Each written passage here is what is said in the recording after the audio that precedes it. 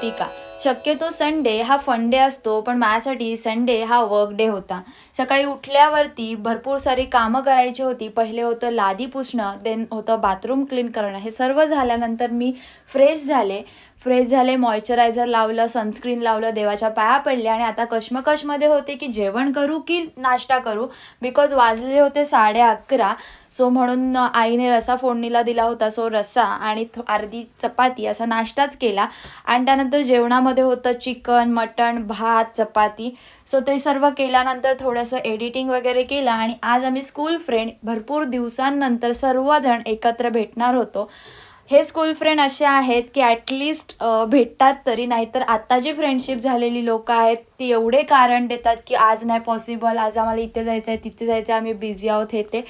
पण ॲटलिस्ट आमचा 1 वर्षातून तरी भेटणं होतंच होतं प्रॉपर सगळेजणं.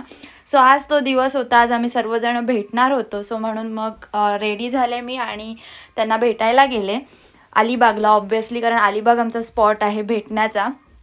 आणि त्याच्यात पण आमचे प्लॅन आहेत, भरपूर सारे प्लॅन आहेत की इथे जाऊ तिथे जाऊ. ते कधी वर्क होतील गॉड नोज.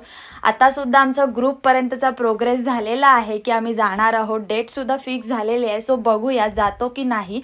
सो बरं वाटतं असं एवढ्या बिझी शेड्यूलमधून फ्रेंड्स लोकांना भेटणं. आणि इथेच मी माझा व्लॉग एंड केला. Thanks for watching. भेटूया उद्याच्या व्लॉग.